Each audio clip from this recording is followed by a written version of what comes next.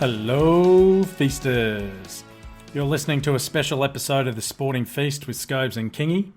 Rugby's the only dish on the menu today, and to help us feast, we have a very special guest. This man needs no introduction, but if you need reminding, here's 116 Super Rugby caps for the Reds and 62 with the Wallabies, captaining both sides. He then went on to play 66 games with Harlequins over in the UK, and that's where he is right now. James Horwill, well, these could go badly wrong. Final kick, final act of his career. Watch your hamstring, James. Come on, do a John Eales. Get the crowd going. It's not the triple jump in Helsinki. Here we go. Oh, not quite. Lovely moment, though. And we should say, congratulations on a stellar career to James Horwill. James Horwill, welcome to the Sporting Feast. Hi guys, thanks for having it. No problem. Now you've officially hung up your boots, I hear, and let us know what you're up to in London at the moment. Yeah, so I'm still based in London. So I've been in the UK since nearly 6 years now, and so obviously played for Harlequins over here. But now since I finished playing, I've undertaken an MBA at Cambridge University, which I'm in the literally last month of it.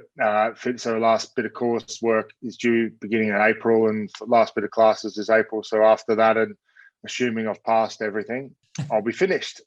So yeah, that's where I am at the moment, and we're actually planning. We're moving back to Oz in the beginning of May as well. So after a 6-year sojourn in the UK, it's time to get home for a bit of sun and less COVID. Which obviously the UK's got a lot of at the moment. So look, yeah, that's what I've been up to. So the last 2 years I've been studying and working a bit over here, but not that much rugby, unfortunately. Hey, prior to lockdown, did you get in the pub scene? You a big fan of darts?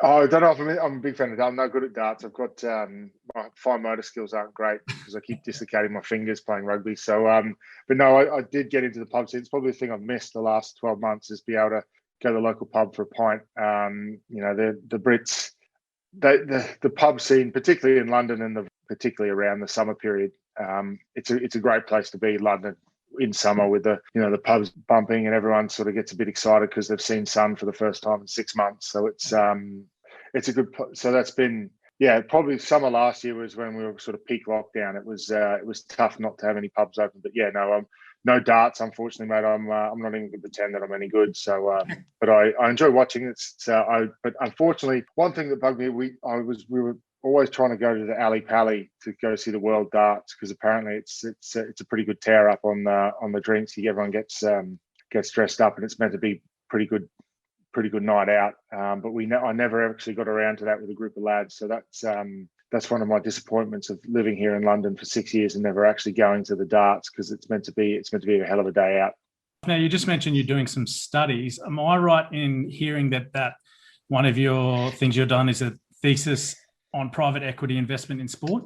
That's correct. Yeah, so that's due Easter weekend. So I'm in the final throes of trying to write a 15,000 word thesis on that. So yeah, no, I've done. Part of the MBA is you can elect to do a research project on something that interests you across any part of business, and amongst particularly, I guess, in the rugby space, the recent increase of private equity investment and traditional private equity investment into sport. Obviously CVC's gone a lot over here in the Northern Hemisphere, and there's been rumored reports about a big US firm purchasing part of the All Blacks, and there's been rumours around the ARU looking into it as well. So yeah, it was just something that I had an interest in and just wanted to find a little bit more about. So it's an interesting space, and I think based on the research and the talking I've done to people, it's only going to get bigger. I think we're going to see a lot more, not just rugby. Rugby, it's probably a little bit skewed, but I looked at all sports, and I think sports now are looking for different ways to get capital into their system, particularly after COVID, because they're a bit cash poor. And you look even in the US, the NBA have just dropped their institutional investor rule for teams. So previously you weren't allowed any institutional style investment into teams. It had to be sort of through personal or private investment. Now you can own up to 30%. I don't know the exact number. I think it's either 30% total or 30% of one team.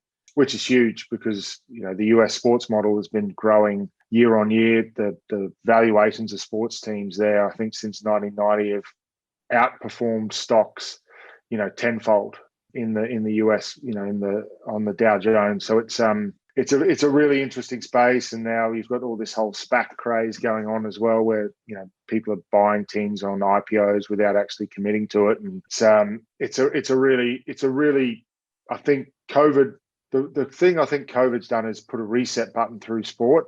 But I think everyone feels that sport was heading that way anyway. It's just that COVID and the forcing of teams to not have their revenue streams has made sort of sports go, shit, if this happens again, we're screwed. So we've got to work out a way to not let it happen. And it's been, so back to your question. Yes, I am doing that. It's nearly finished. I'll be glad when it's behind me, but it's been interesting nonetheless. On rugby, specifically in Australia, and excuse me, what you're talking about there, can you eventually see the Reds being privately owned? Yes, I think we can. I think that sport in general is going to look at that way. I think that the key for rugby will be how much they will give away, because the controlling stake is where the issue is. I think for private equity, everyone knows these guys are in it to make a buck. They make no bones about it. That's what they do. That's how they approach things.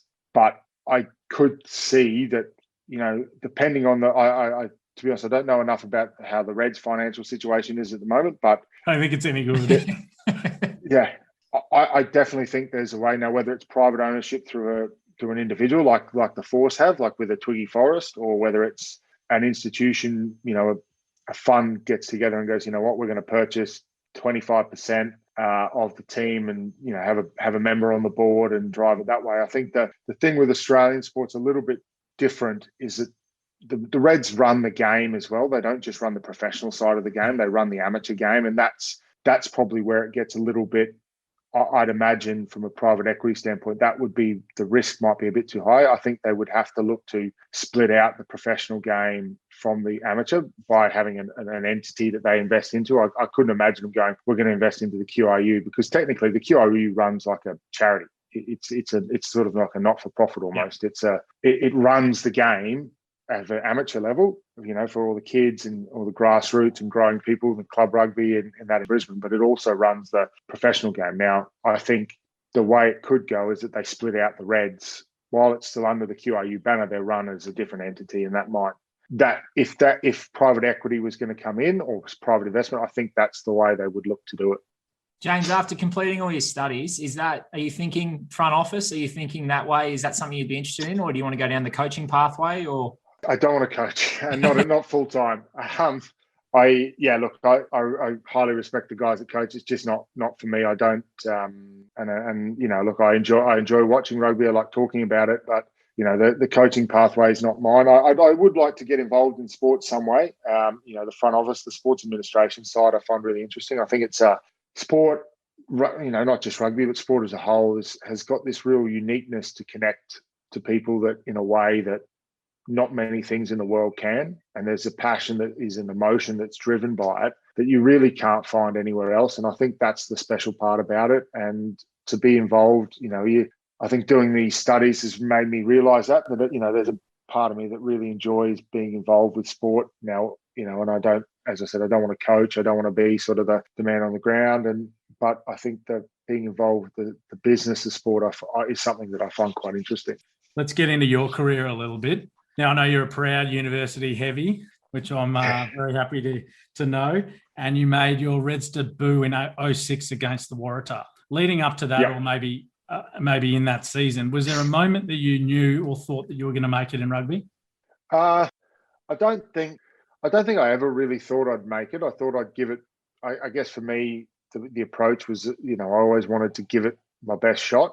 There was a period. I guess, I grew up playing a lot of different sports. Rugby was never rugby only sort of became my big sport, probably senior last 2 years of school. It was never really like, I used to play everything, cricket, used to play a lot of AFL, basketball, and rugby. It was just sort of as you grew.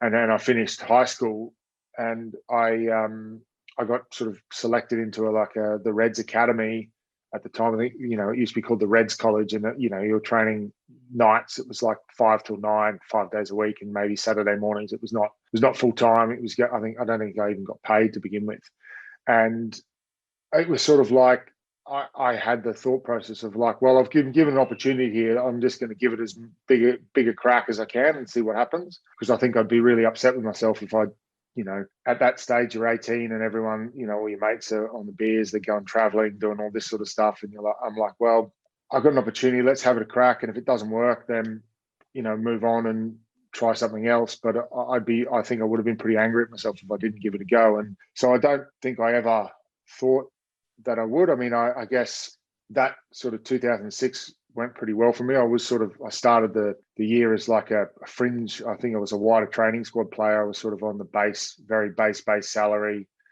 We played a couple of trial games, and I played quite well in a couple of them. I'd come off I had a shoulder reconstruction the year before from the under 19 championship, so I needed shoulder recon. So I didn't really train that much with the team in the off season. And then I got fit enough to play. I think we had one against the Highlanders and one against, I think we played one of the Australian teams. I can't remember who, but that was all I had. And I still remember getting a phone call from Jeff Miller at the time on the Sunday after we played the trial game, saying that I would be involved in the first game off the bench. And I don't think he even thought that I would be in there, but I did. And basically after that game, I started every other game that season. Ended up getting picked in the Wallaby squad, playing Australia A, going on Wallaby tours, and it sort of went from there. It was amazing how quickly it changed, and probably the opportunity came around a bit quicker due to the Western Force being put into the comp, because that was their first year. So I think Sharpie left the Reds, Rudy Vetalago, who was another lock, left the Reds. So there was this huge hole of locks that they needed someone, and I guess the timing was right for me. Fair enough. I think you're downplaying your skill set there a little, mate. But let's move to 07 and to South Africa. I think you know where we're going here. I understand there was an incident in the change room after the game. Are you able to take us through that and then possibly the impact on the squad moving forward? In terms of the incident, just to clarify, I just want to, which one are you talking about? There's probably a few incidents that happened after that. I heard there was something to do with a wooden spoon going around, and it was some sort of play up on a wooden spoon, and you took umbrage with it and lost your shit, for lack of a better phrase, and gave everyone a bake. I'm trying to remember. Have I got my story wrong? I might have. I don't remember. But look, I think that moment was the lowest I'd been in a sporting team. I mean, it was pure embarrassment. That there was no other way to put it. I mean, we were. There was probably zero chance of us winning that game ever, like even probably turning up. I mean, it was pretty low. We'd had a rough year and we'd travelled, and I think that losing, I guess, to me, and still when I played, even when I finished recently, I just hated losing. That was the thing that really got me, and I probably got better at dealing with it as I got older, in terms of probably not better dealing with it internally, but better projecting it to others. I used to be, it'd be very obvious if I didn't like that we'd won, and we used to call it kicking cans and so forth. And so I think that incident, probably ended up being a bit of a spur for a lot of us. I mean, the team changed sort of quite drastically. Obviously, Eddie left, and I've spoken to Eddie about it over here. He's obviously over here. He's a bit under the pump at the moment with England, but and I think even in his book, I've done, a couple of, it's quite a big thing for the press over here. They're quite obsessed with Eddie because he's sort of this mystery man. And look, I think we understand we got that season quite wrong, and Eddie's probably put his hand up and said that he got that wrong. But I think post-game, in terms of the story, it probably sounds like it's grown a little bit, a few legs and what it was, but there was probably an incident. I mean, we got a fair dressing down. That was not unusual that year.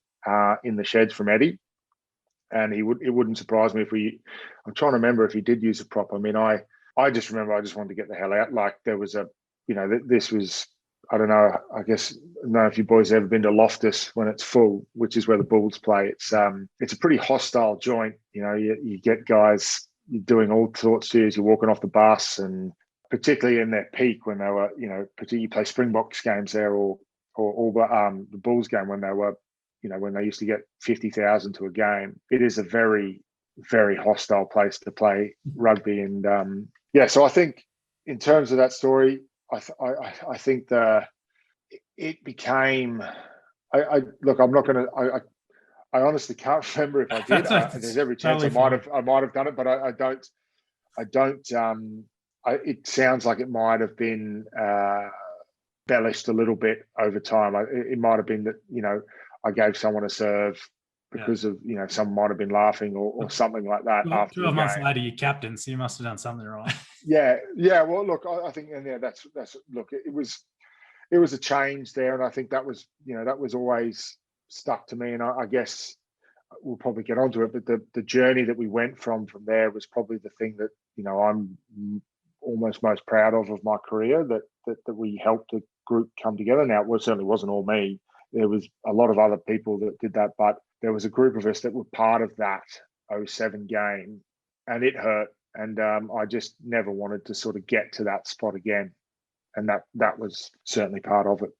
Well, you just spoke about the more happier times. So pushing forward to 2011, I printed out the team list because I guess it was 10 years ago, essentially. So it's good time to that this year. I imagine there's a 10-year reunion.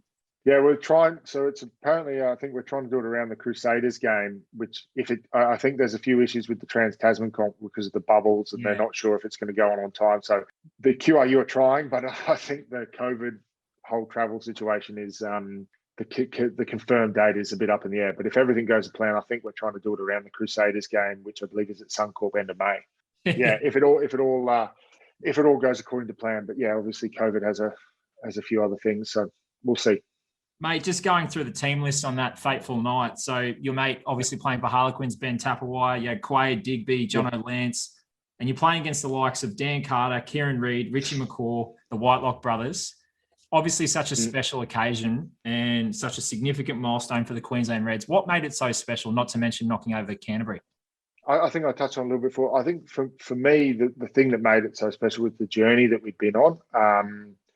And the game, the fact that it was at home, I think obviously that year we'd had the floods and Suncorp had been underwater, and, there'd been a lot of hurt, I guess, amongst the Queensland community through loss of house, loss of life, these sort of things. And that made it special. But I think the journey from, we touched on the 92-3 game to where we were, I take, winning the game, was amazing, and it was something that I'll never ever forget. It's still probably my greatest rugby memory. But the fact that we were able to, I guess, bring the passion back to Queensland rugby was probably something that I will always hold as something that really special to me. I mean, I remember people being embarrassed to wear a red shirt around town or a Reds cap. They didn't want to wear it because they were embarrassed of the team. And that to me, from then to when 2011, when people were very proud, they were dusting out the old jerseys, the cotton sort of tricolour jersey, the old school, traditional Queensland with the white collar. People were then proud to wear it around the city and proud to tell you that they were a Reds fan. And I think that change was probably as special to me as winning the game, the emotion, because there was, I remember looking into the amount of people that I had post that game come up to tell me, like grown men say, I was in tears in the crowd after that game because you won. And and we touched on what sport brings to people. That's what it do. And it can draw this emotion out of people that nothing else can. And, you got grown, 50-year-old men going, man, I was in tears in the crowd because you won. Like, no connection to, never played for the Reds, had no connection to the team other than they were a fan. And that hearing stories like that was probably what, I guess, added to the feeling of content of winning the game. Obviously we won. We went on a great run. We had probably no one expected us to do what we did. And, that whole story is told itself. But I think the other side was the passion that, we set a record for Suncorp Stadium that day that no crowd had ever been bigger than that. In a place where rugby had been, 3 years earlier, people were literally laughing at the Reds, going, look at these guys are ridiculous. How are they a professional sporting team to top of the provincial competition in the world? Then that was pretty special. James, sorry, just to follow up to that, and we have a fan zone segment within our podcast where people write in and ask questions. The first one comes from Damien Reedy. In terms of your defense that year, James, the semi-final, you conceded 13 points against Auckland, and then in the final, you conceded 13 points against the Crusaders. That year, Matthew Taylor was the defensive coach. What was the significance of his role for that team? Oh, it was huge. I think the thing that people probably thought about us that year, and probably rightly so, was our attack. You know, when we got guys like Quade, Digby, Willie G, you know, doing some ridiculous stuff in attack. That's what we were known for, probably for the 2 years. But I think the defence was definitely what won us the championship and what won us the tight games. And, you know, Tatsy as a coach is probably still the best defence coach I've ever worked with. I think his ability to connect and think up new plays, connect. You know, defence in pro sports, you know, it's a lot about attitude. It's about wanting to get off the line and hit people and get in the way and not let people come across your line. The tackle tech is sort of the final 1%, really. The main part is the attitude and his ability to connect with a group that obviously, you know, we had a lot of players that wanted to attack. You know, that's, you know, guys like Quade and Digby and Willie, they want the ball in their hands. You know, they're excited when they're playing attacking rugby. They're probably not as excited defence, but the ability to get them connected and want them to tackle and defend for each other was probably one of Tatsy's greatest attributes. And I think he's an excellent defence coach. His ability to make it interesting and, you know, create little challenges for the guys. And also he thought out the box. You know, we used to have so many different little defensive ploys that keep things interesting, shooting guys out of the line, thinking of different ways that would get turnovers. I think it just kept the game quite intellectually interesting for a lot of the players as well. So yeah, I think he was a huge reason, and probably doesn't. I mean, I know a lot of people that know the game talk about it, but he probably didn't get the credit he deserved for that year, because there were some games. I mean, the game against the Stormers, that year was probably one of my favourite games we've ever played in, and it was. I think we only won by, I don't think we scored one try in the whole game, but it was just the fact that we kept knocking them back. You know, they were undefeated at the time, and we just kept belting them back and back in their own backyard was something that was special to us. Yeah, I think that's when all us Reds fans at home knew you guys were a serious shot at the title when you go to South Africa and come back undefeated. Yeah, it was. We knew that. We knew that as well. Yeah, so it was a big turning point for us. It was a big point that was sort of no one really gave us any credit until we went and beat people in their own backyard, and to come back from them. The Stormers were undefeated. They were, I think, 8-0, and we gave them a good run. So it was, it was certainly a confidence boosting tour, that one. Good stuff. Let's talk a little bit of your Wallaby career here. Now, you went on the spring tour in 2006. You couldn't get a game there. Then you make your debut in 2007 against Fiji, missed the World Cup, and then 4 years later, you're the Wallaby captain going to New Zealand for the World Cup. Can you please talk us through that period of the Wallabies and your career and the moments that stood out to you? Yeah, look, as I said, I was pretty lucky. I went on that 2006 tour. It was that was one of the sort of we played. They took a bigger squad and we played a bunch of midweek games, which was, for me, I thought it was great, obviously, because I didn't really expect to be in the test rate. You know, with the guys, you had Sharpie, Vicks, I think Mark Chisholm, Hugh McMiniman was playing a bit of lock back row there as well. So there was some quite established locks, and but that tour, I'll remember for a long time, because it was a special time. I got to play, in Europe and be part of a Wallaby squad, and so look at what it was like to perform at that level. And particularly with the guys that were there. There was Gregan, Larkham, these guys that I'd watched as a kid. I remember sitting up in the middle hours of the night watching Steve Larkham hit a drop goal at the '99 World Cup, and I'm sitting there in the same change room as him, playing and training together. Was a bit surreal. But look, I think that was it. Obviously, the disappointment around the 2007 World Cup was there as well. I'd been in probably the squad pretty much for 12 months from 2006. I'd been part of the Wallaby setup, even though I hadn't played until the Fiji game, and then was still part of the squad the whole 2007 year. But they just decided not to take a fourth lock. They sort of took an extra back row cover and that way. And that was a bit disappointing for me, but it probably spurred me on to wanting to get there and be part of it. I think, sometimes disappointment is a driver. And I guess after that '07 missing out, it was like, look, that's where I want to be. I want to play for the Wallabies regularly. I don't want to be the guy that was sort of a one-test wonder and that was it.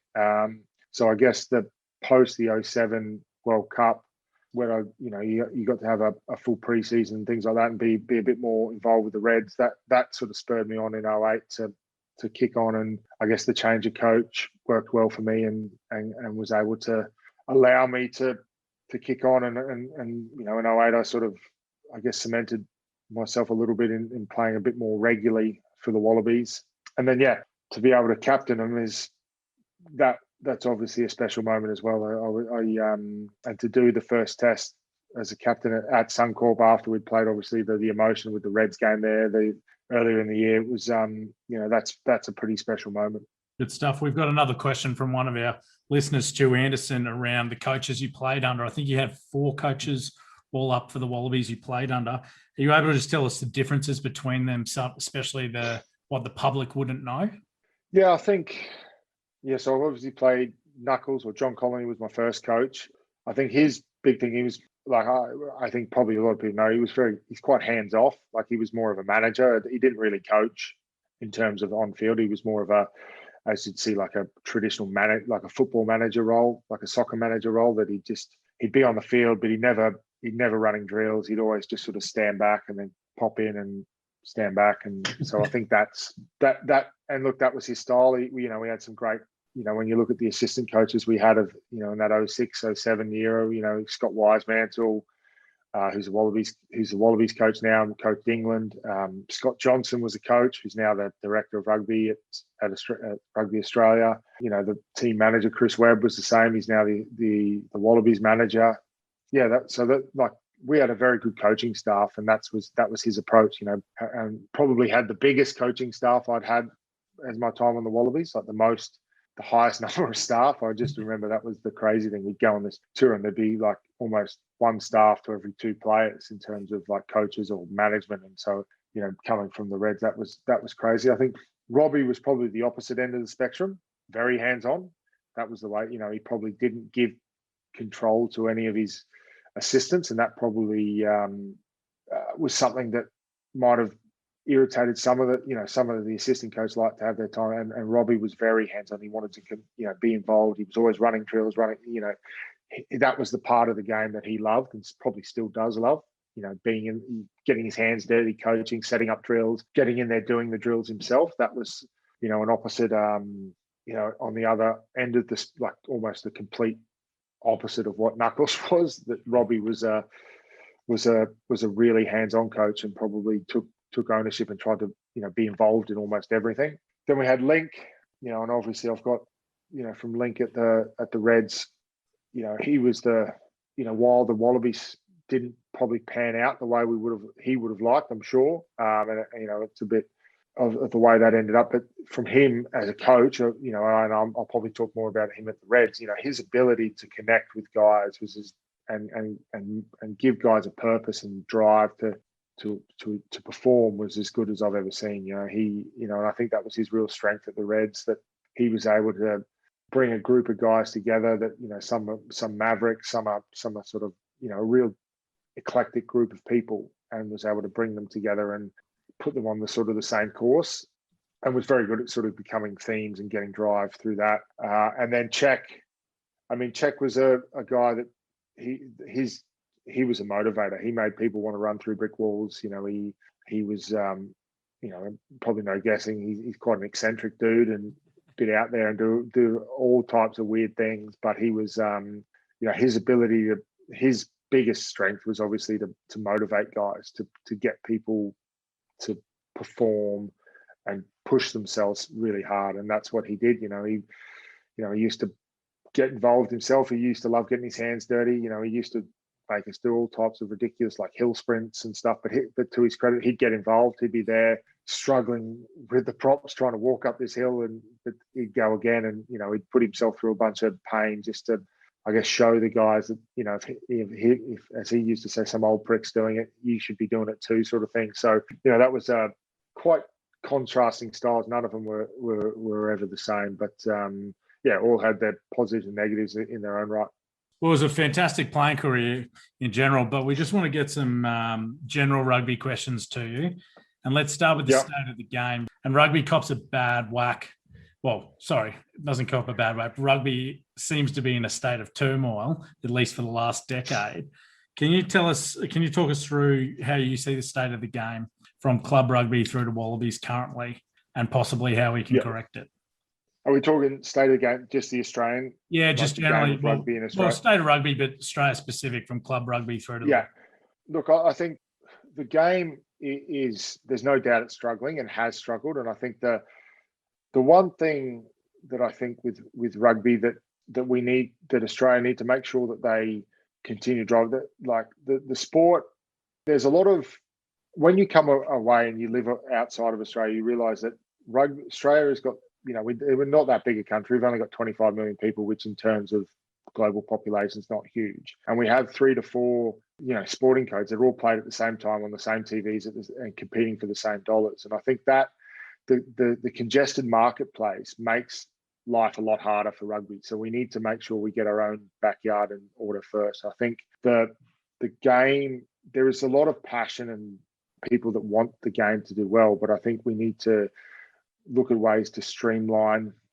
the way the game is run. I think the other issue with rugby compared to the other sports, because realistically with that congested market, people compare us to AFL, compare us to rugby league naturally, because that's what they see. That's what they're, when you turn on the TV on a Saturday night, you've got, rugby leagues on one channel, the next channel is rugby.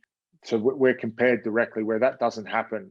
Certainly doesn't happen here in Europe or in the UK. No one, nothing. If rugby's on, you're either a football fan or a rugby fan. There's no sort of people watching both. And I think the issue that rugby has to an extent is that it doesn't control the laws and the way the games work. Like, I know we've got law and games, but we can't go out and say we're going to create this whole different game of rugby because of the test rugby win. The test part of rugby is the moneymaker for everyone.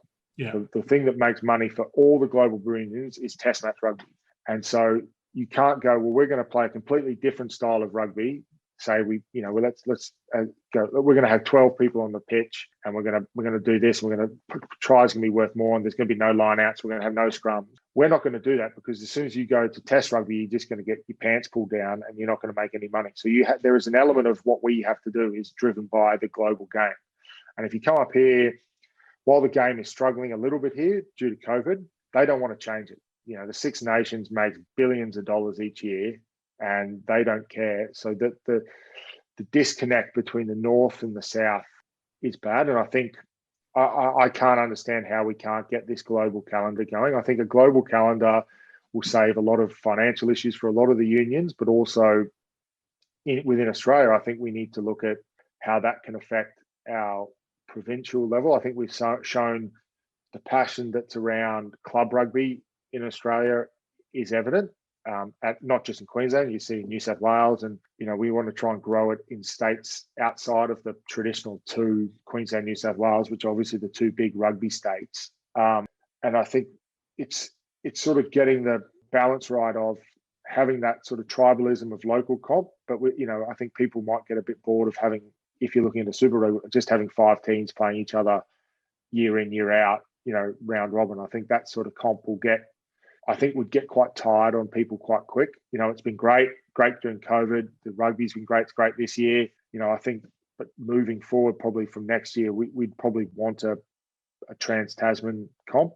I'd like to see a Super Rugby comp where in my opinion, I would allow, and you'd need New Zealand to come on board, where as long as you're playing in the Super Rugby comp, you can play for the Wallabies. There is sort of no to get it. So you could get, and then the All Blacks do the same. So we could go and get, the Reds could go get Beauden Barrett, say, and he could play for you. And then, James O'Connor could go play for the Chiefs. And you have this mix of people, which I think people would get interest. There's so many Kiwis, look at Queensland, so many Kiwis that live in Southeast Queensland. Can you imagine if you had, Richie Mo'unga, got like Rico Ioane all playing for the Reds? What would that do to the profile of the Reds? It would grow the fan base. And I think that's what we need to, I know that, there'd be a limit and you'd put parameters around, but then also having, Taniela playing back for the Blues, where he's from in Auckland, where he went to school, Imagine that sort of thing.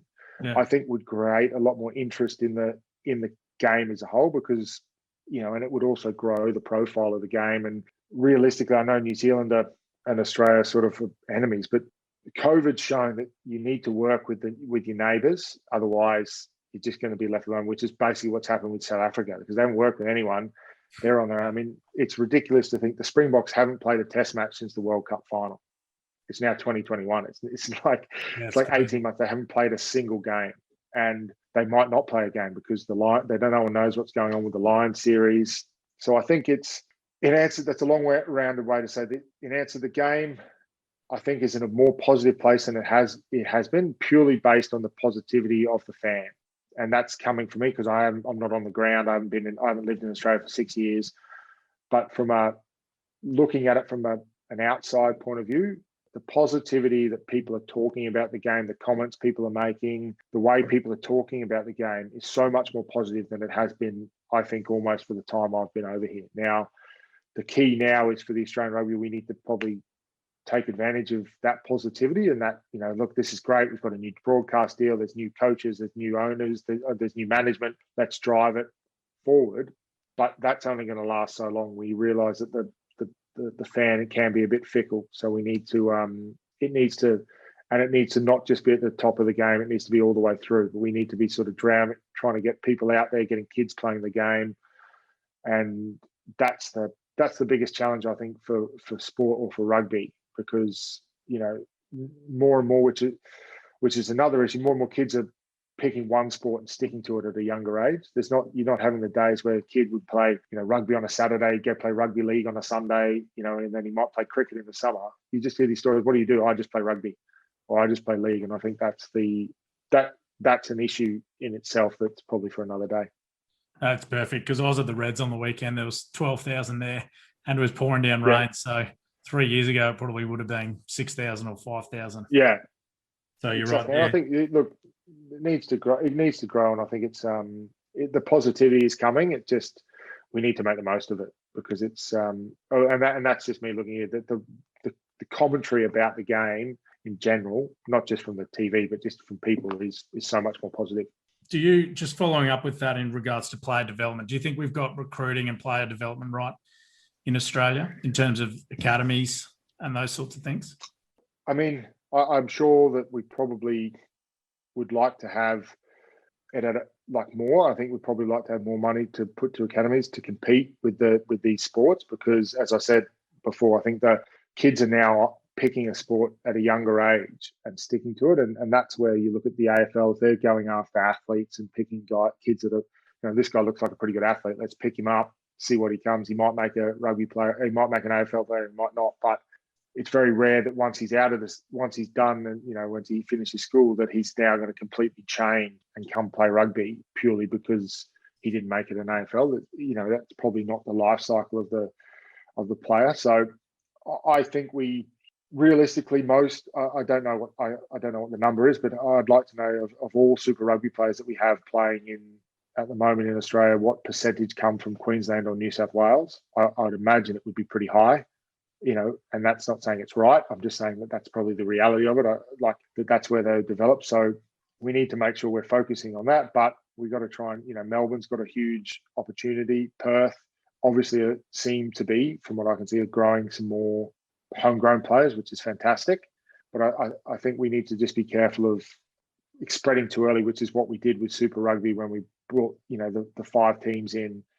I think happened too quick, and we didn't have our core business strong enough, and hence why I don't think it worked, because we just weren't in a position to do that.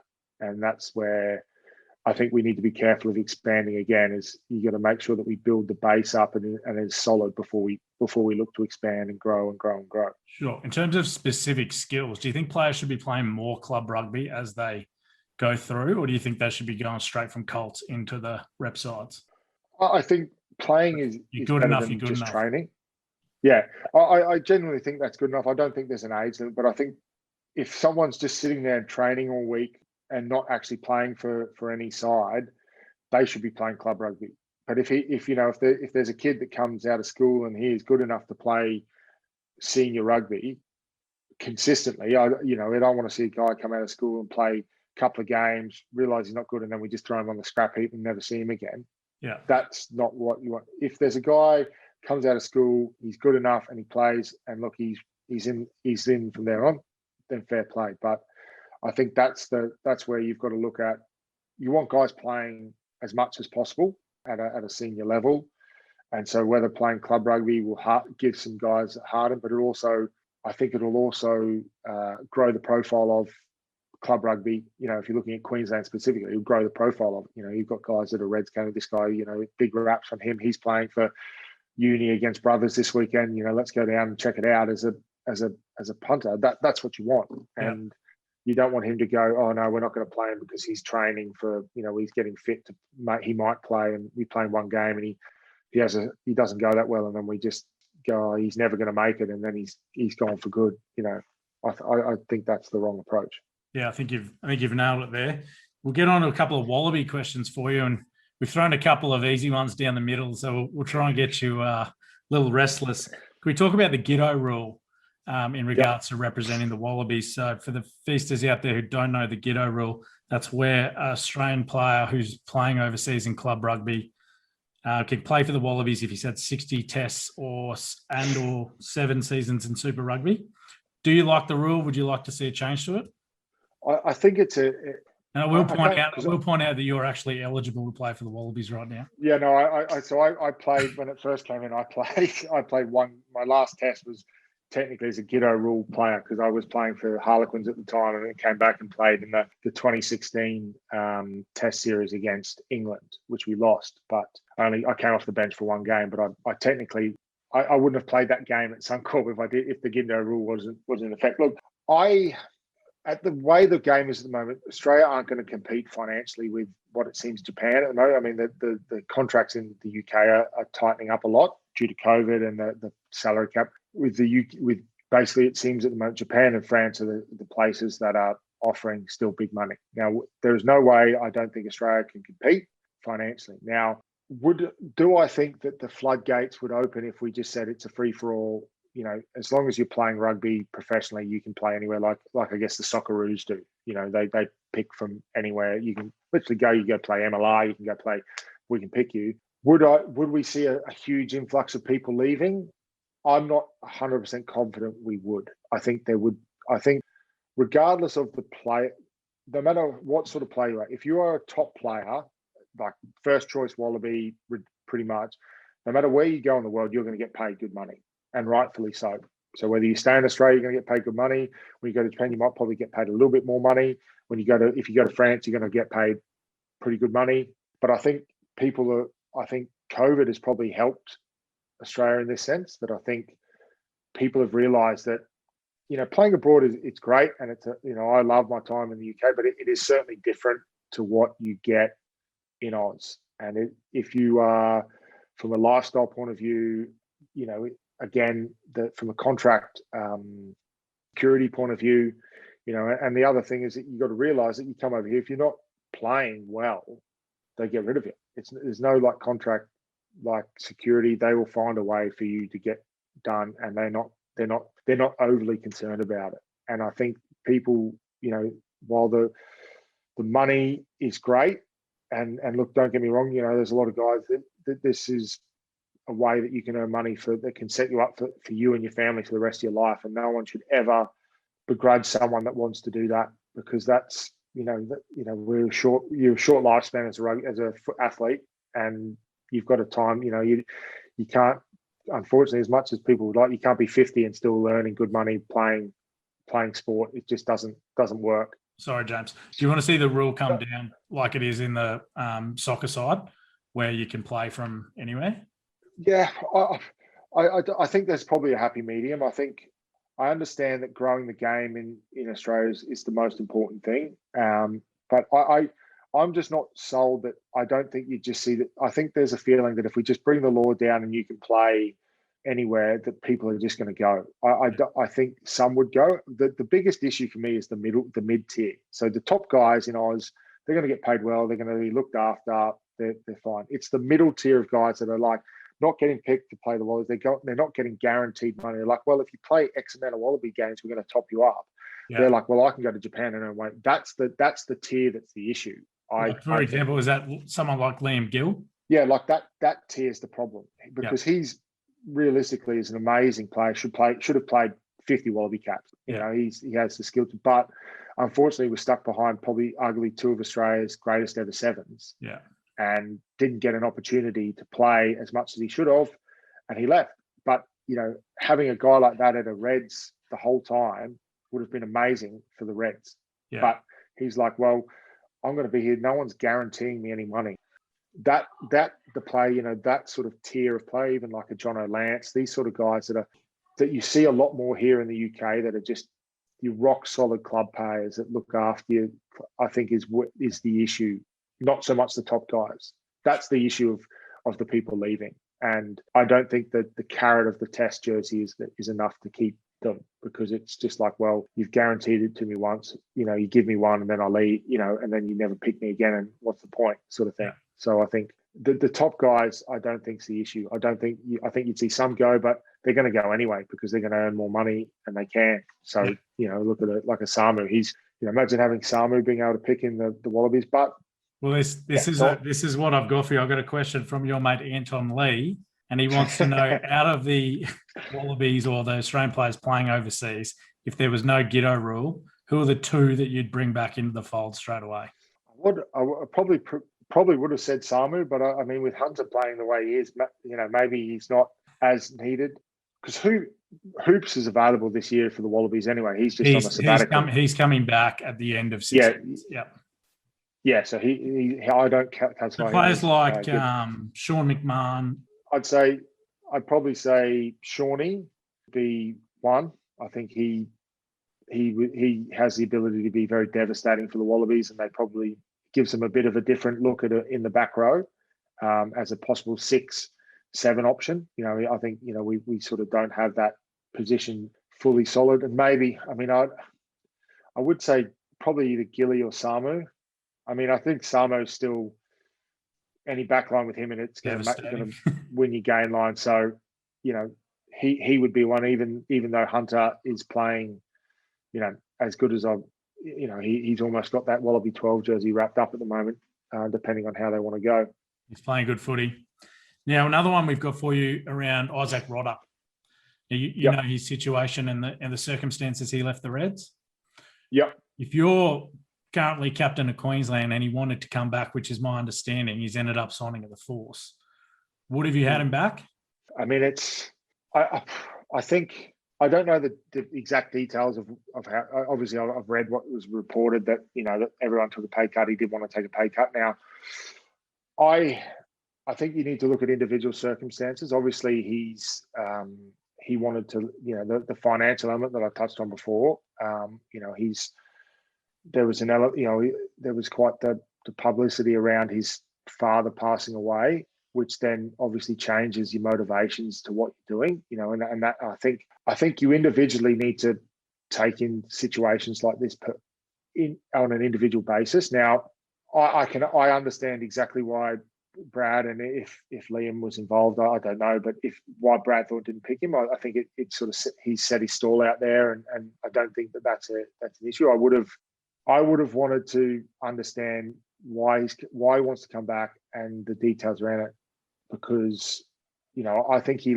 left due to, I don't think he got the greatest advice from the people looking after him. But in his mind, I think you need to put himself in his shoes and understand that, you know, if your dad's passed away, you know, in quite tragic circumstances, from my understanding, I'm not that close to him, but I understand that that's what happened. That's going to change your perspective on what you're doing and why you're doing this. And, you know, he might have the thought of, you know, I've got to look after my mum, I've got to look after my family.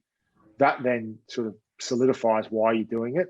And then if someone goes, well, we're not going to pay you any of this money, there's no guarantee it's going to come out, no one knew what's going on, but this club in France are going to pay you double what you're on now, you know. Sure. What are you going to do? Who are we to say that's not what he should do? I mean, the optics around it is really poor, and I agree with that. But I think we're too fast to judge people based on that. And I think I personally think he was given wrong advice. I think I think it looked really bad at the time, obviously, with all the players taking a cut, and there was only a handful that didn't.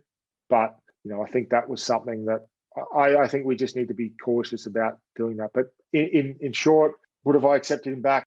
I'd have to know why. And look, if he came back and, for example, took a pay cut and said, look, I want to come back and play and take the pay, then you might go, well, he's obviously genuine about it. If he said, look, I want to be the highest paid player at the club and come back, then I would have gone, well, no, that's not going to fit with the ethos that we're working with. So I support Brad in his decision, and because he said he stalled out, but I think we just need to be quite careful of sort of, criticizing people that have made decisions based on not knowing their personal circumstances. Because if you put yourself in that position in any job, and someone said, oh, you can go earn this more money elsewhere and look after your family, I think I know what most people would probably, the decision they would make moving forward. And I think that's just, but as I said, I'm not close enough to it to truly understand exactly what happened.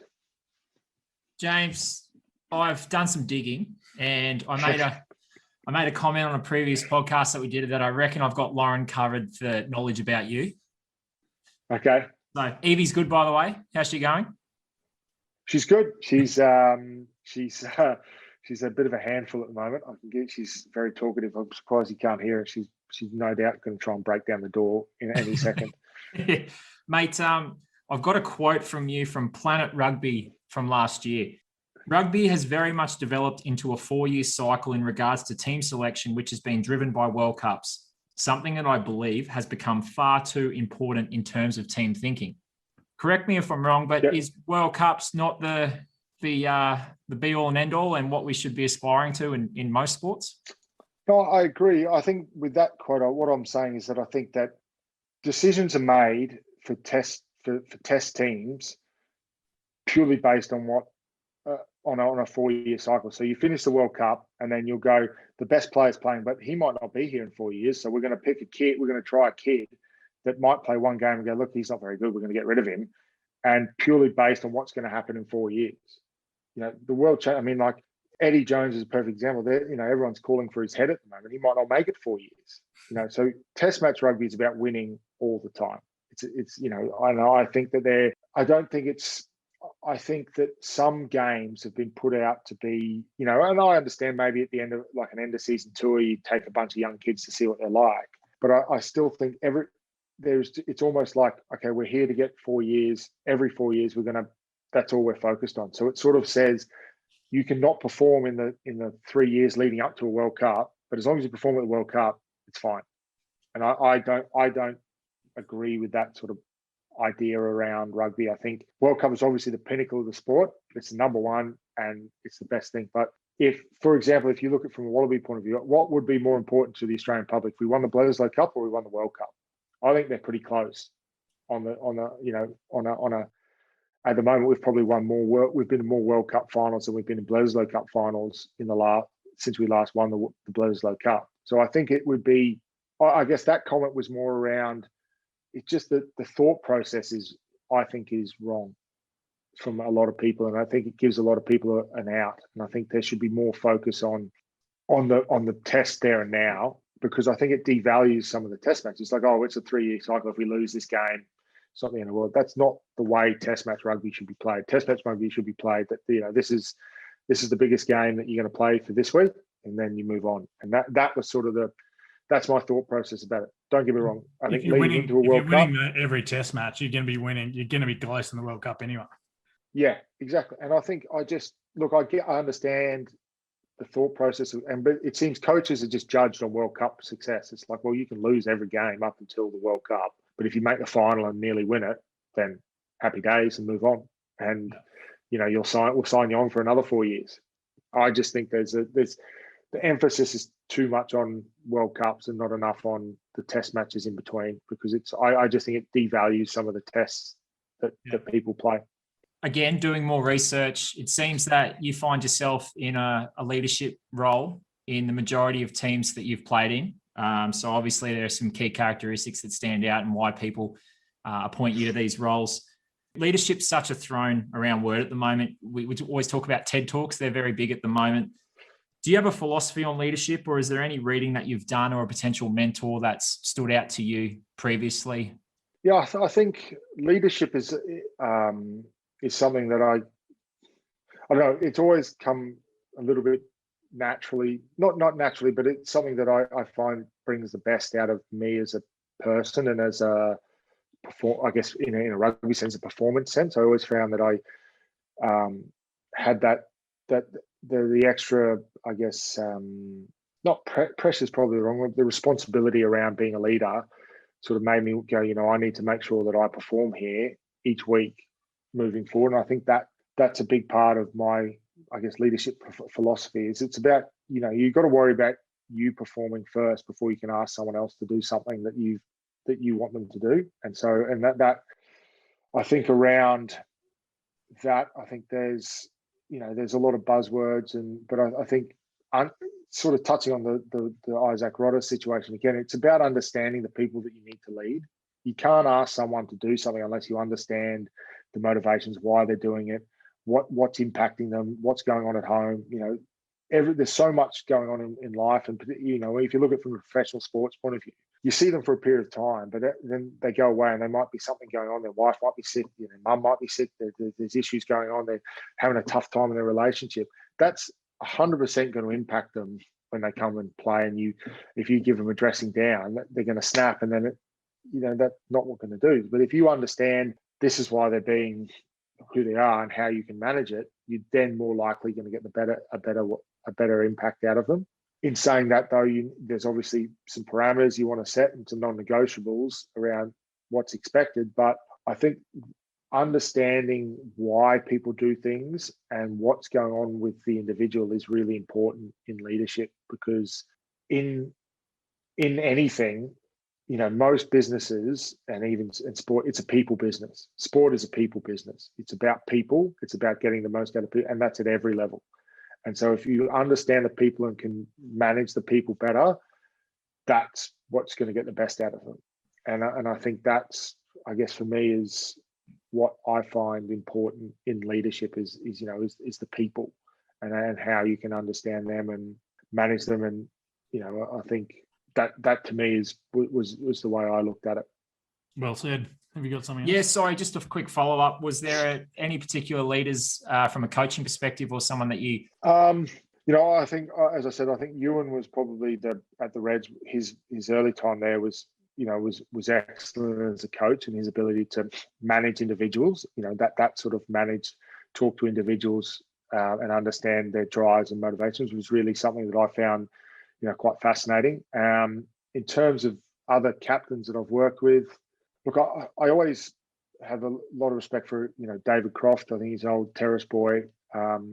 He was a guy that just, while he was never sort of seen as a regular leader to me, he was just sort of epitomised the hard work and determination, sort of doing, the graft that needed to be put in to lead. And I remember looking at him and the effort that he used to put in and the way he used to conduct himself, and think, that I need to keep doing that. That I wanted people to sort of, when they come in, know that I'm going to work harder than they are. I'm going to work as hard, if not harder, for what's going on. So I think that's he was someone that I always, at a young age, he was very good to me as a kid when I first came into the Reds, and someone that I have a lot of respect for.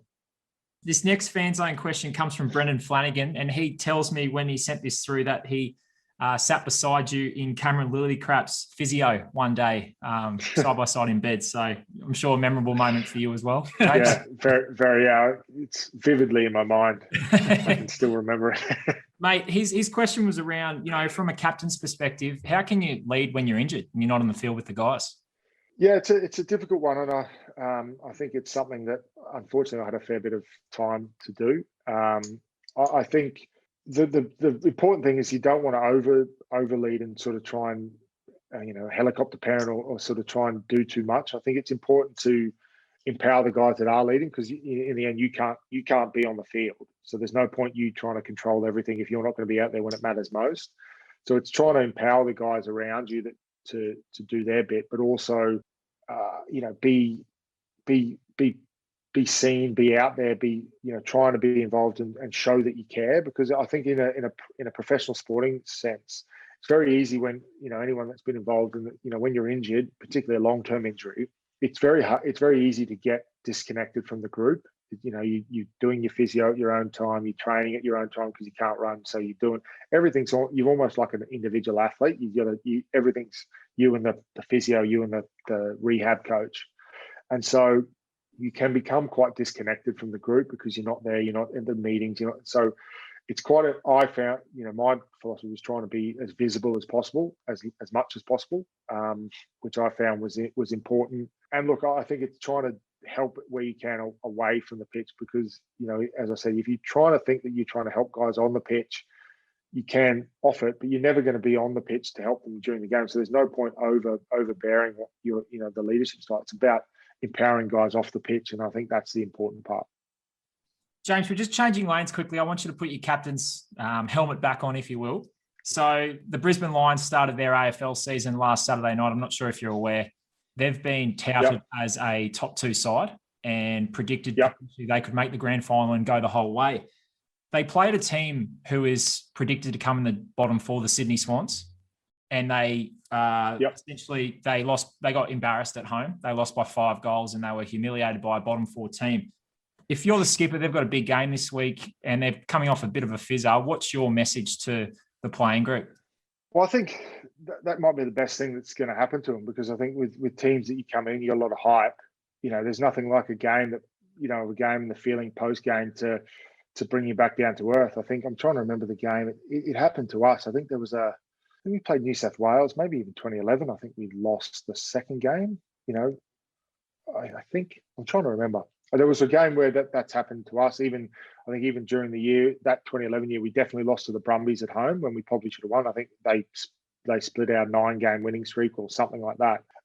I think that does half the job for you. You just, post game, you'd be pretty clear that, let's bottle what you feel now, because realistically, if you are serious about being a contender, there should be a bit of hurt in there and embarrassment, and go, look, you need to bottle this and understand how this feels, and don't let this happen again. You don't want to be sitting here come next week. Everyone loses games, that's fine. But if, lose game by a point, a kick, bounce of a ball, that, shit happens. That's life. But when you get touched up at home, and, I didn't actually see the game, but I assume they didn't, they were a bit insipid in their performance.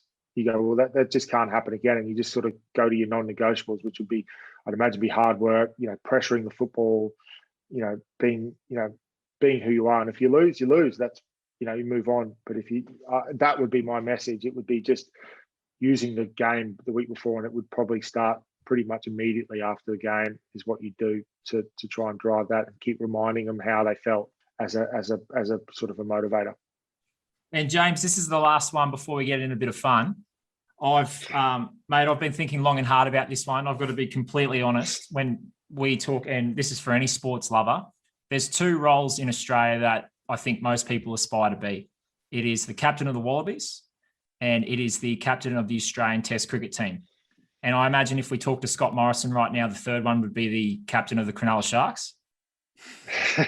But look, it's the scrutiny is something fierce. I know you were probably overseas at the time. Steve Smith in South Africa copped a lot of essentially hate from media and everyone else going around. How do you deal with this when it's social media and it's sometimes the public, and the amount of scrutiny that you come under, and the fact that some people will say things like, you are the reason your team lost a game, or it comes down to you, this is your fault, and people call for your head? How do you deal with the negativity, and how does that, is that, obviously it's a difficult thing, but how do you survive, and how do you cope with things like that? Yeah, look, I think obviously social media has probably brought that to a bit more of a head. I think, there's obviously real positives around social media, but there's obviously the negative side, which is getting a fair bit of press at the moment, particularly over here. But anyway, look, I think negativity is, there's sort of 2 ways to look at it. And I think with the pressure, I think I always understood that was part of it. And I guess the way I approached sport was that I don't think anyone else would probably put more pressure on me than I would on myself. And, I didn't need someone to tell me that I'd done something wrong. I'm pretty alert and aware that's what had happened. But I think for me, managing it is one, focusing on the people that count. So, opinions, that's, the old saying, opinions are like arseholes. Everyone's got one. That's not new. And look, it's not ideal to have people, and social media has made it a bit more prevalent, but in the end, it's about the people that matter. And I think it's about, once you understand who those people are, then the rest is sort of irrelevant. And I think that's the best approach to it. I think obviously social media made it much more prevalent and much easier to connect directly to someone. Realistically, the common thing with social media, or when people talk about social media, is that someone's not going to very rarely come up to you like in a restaurant when you're sitting there with your wife and come and tell you how shit you are. Like, it's just not going to happen. It's just not when you're as big as you. Well, I mean, they might if they've had a few beers, but look, it's that's the reality of it. It's just, so you've got to look at it from that sense. You're like, people get emotion, and sometimes with sport,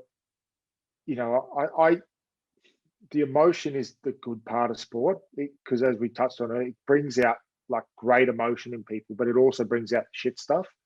And so you've got to sometimes take the good with the bad. And people, when people go, and I mean, personal is not good, but when they say, "Oh, why are you playing so bad?" It kills me. It shows that people care to an extent, and that's important. You probably, if you were running a team and wanting people to support you, and then they just go, you'd lose a game and they go, "I don't really care about that. Who cares? Who cares?" That's worse than someone saying, "Oh, how can you be losing? This is, you've got to be better. Why are you not being better?" That actually shows that they care about you and the team. And I think if you look at, if someone goes, "Oh, no one really cares, I don't care," then that means that you've lost them already. If they're actually caring, you can win them back. And I think that's probably a way to look at it. But the abuse and the personal stuff is really not nice. And I've certainly had my fair share of it over time. And sorry, just to follow up on, it always seems like Rob Simmons, he seems to be the whipping boy all the time. It's a crazy one. Is it a case that people, it's a bit like the IT department, you only know they've made a mistake when something doesn't work? They never get any praise. Is that something that happens with Rob Simmons, and we just don't see all the great things he does because he keeps getting selected in teams, which means he must be doing something right, but he cops a lot of flack. Yeah, I think, look, it's one of those things. It's, I mean, Simo's not only been a teammate of mine, but he's one of my good mates. So he's like, I think people don't probably see, he's not one of those flashy players that sort of you're going to see giving out the back offloads and making huge busting. That's just not his game. But his core ability, and you probably don't appreciate what he does for a team unless you're in it. And there's a lot of players that I've played with that are like that, and he's certainly one of them. And I think he does get a bad rap. And look, that's, again, I don't think it bothers him too much, but it's he does give away a lot of penalties. Most locks do, mate. We're pretty good at that. It's part of the MO. I think you look at Maro Itoje over here; he gives away 1,000 penalties. So, look, it's I think it's part of the DNA of being a lock is you have to give away penalties. But look, I think he's a guy that is just probably underappreciated by guys that haven't played with him. I think if you ask anyone that's played in a team with him, would appreciate the what he does for that team. And you don't play 100 tests by fluke. It's not a fluke. I mean, like, there's not many people that have played 100 tests for the Wallabies, and so you can't fluke that, or can't sort of be lucky to do that. You can be lucky to get a handful of tests maybe due to injuries and that, but 100 tests is not luck. There's skill and determination and grit involved in that. How do you feel, mate? We're coming to the fun part now. Yeah, mate. It's been fun up until now, mate. I'm almost jumping out of my seat to see what the next fun gets to be.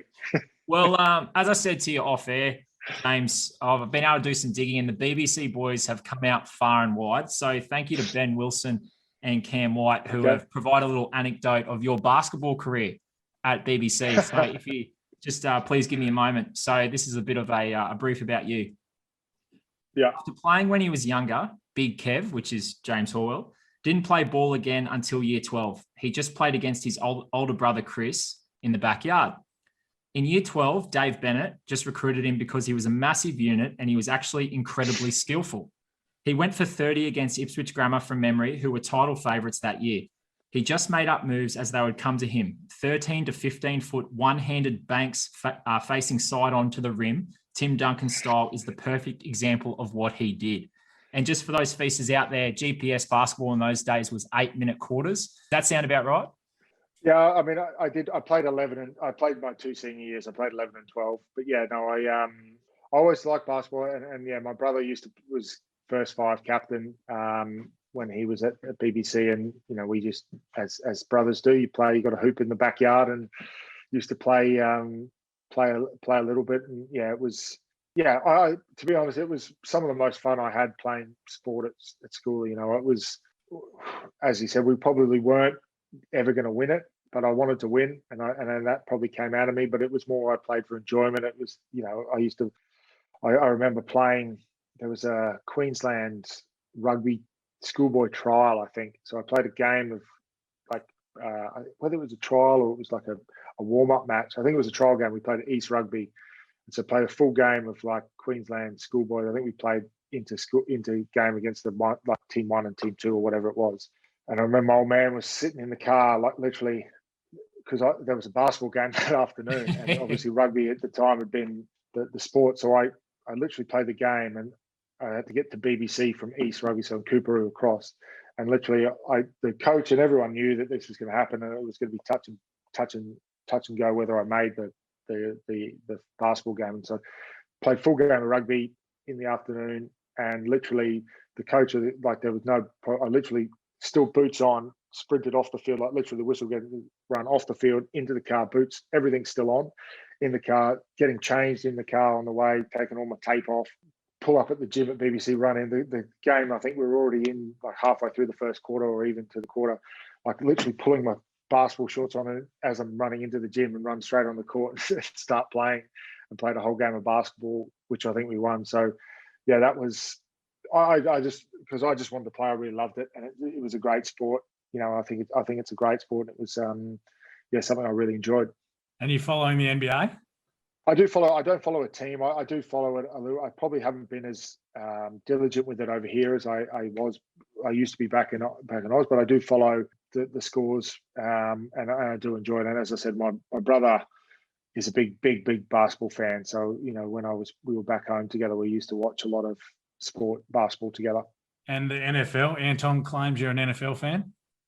Yeah, I'm big US sports. That the NFL actually probably sits at a better time to be over here because of, you know, Sunday afternoon. It's sort of the first games kick off at about 5-6 p.m. on a Sunday evening here, so you can sort of, if you've got Red Zone, you can sort of sit down and you know, you get the plethora of games from about 5 p.m.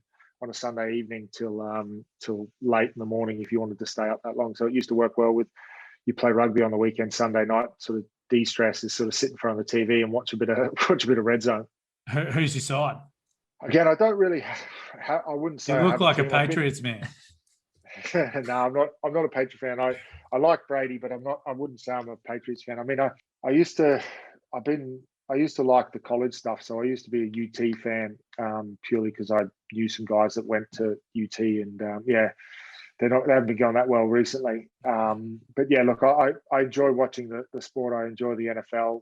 You know, the stuff that Brady's done this year has been ridiculous to follow. And yeah, I just enjoy, I'm just a general sports fan. And so I enjoy watching all types of sport. As I said, I don't really have a team that I'm passionate about. I've been to watch a few games when I've been in the US, but no one regularly. You sound like you could be a avid listener of the Sporting Feast here, Jimmy. Mate, I could.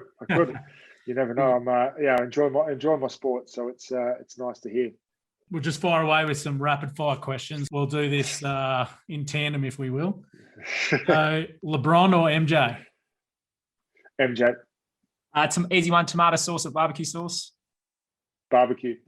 Dan Carter or Richie McCaw? Richie. Sorry, I've got to ask. What makes him so special? Look, I think it's one of those ones that, while he might be not always the best player, the impact that he has on the team around him, and rugby's a team sport. Any team I've played in that one week didn't have him and then had him the next week always played better, even though he might not have been the best on the field and he probably wouldn't have been, you know, man of the match or anything like that. The team All Blacks or Crusaders always play better with him in it, and I think that's the measure of a good leader and a good player, in my opinion. All right, James, finish this sentence. The best rugby stadium in the world is Suncorp. Told you. And the second best. He's a filthy pommy. The second best stadium in the world is Newlands. You're supposed to say Ballymore. Ballymore, I mean, it's not really a stadium anymore, is it? I mean, true. I love Ballymore, but If we get that Olympic money, they might redevelop it. Yeah, well, they're doing it now. But not as a stadium. But I think it's good. I think hopefully we can move the Australian rugby and everyone to Queensland. I think that'll see the light. True. Now we have a segment on our podcast called Pubs Full. Are you familiar with it? I've been given some heads up about what Pubs Full is. You've been prepped. So Pubs Full is where you lock someone out of the pub, or you don't let them in the pub for poor behaviour, poor etiquette. They've done something. You're just not a fan of their performance. So have you got a career Pubs Full, or someone throughout your career that you just had enough of Pubs Full on this person? I gave some thought to this.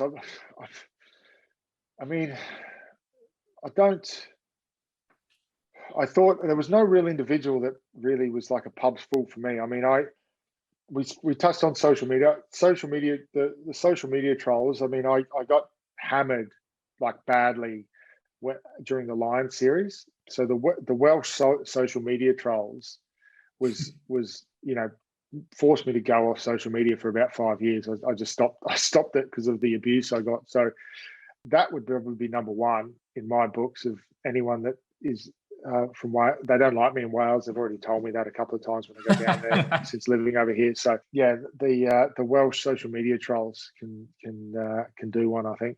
Okay. And mate, just a second one. Surely a referee who refers to you as starting a ruckus, even though you get belted in the eye. Surely, is that a Pubs Full? Yeah, I mean that was pretty funny. I mean, I'm lucky that whole incident was.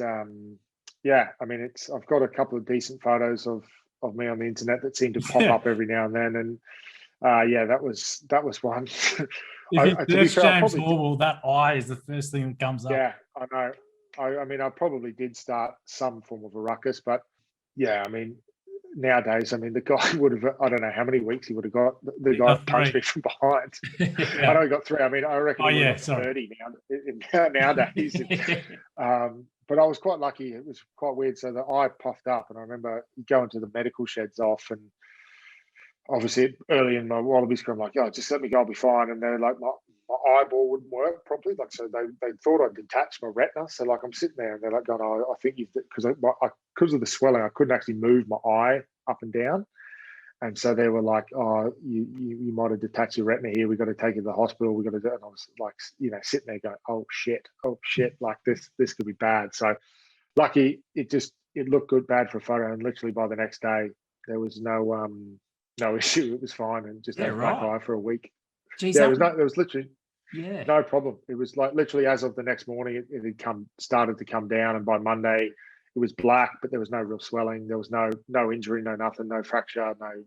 I had to go through the whole thing. I had to go through ophthalmologists, go see surgeons, go get scans of my eye, because they were so concerned that I'd detach my retina or something from the back of my eye because of the first bit. That I went through like a week of crap, but there was literally nothing wrong. It just looked really good. Just Squeaky owe you a couple of beers for that one. Yeah, you should. I mean, I don't think he ever paid. I mean, it's probably not the first or the last time I've had to get in a scrap with him, but that's fine. That's true. Well, if you want their names, mate, I did the research. Renaud Boyard and Emmanuel Haradurakwa. Haranorki. Yeah, Haranorki, he played a fair bit. I don't know if the other guy, I never came across him again. But he was the one that got me. Haranorki just threw a flurry, but missed on most of them. The prop that got me he got me flush. I'll give him that. Did he apologise? No, of course not.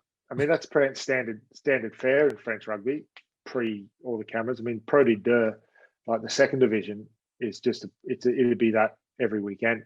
Yeah, right. Were you in many scraps at Harlequins?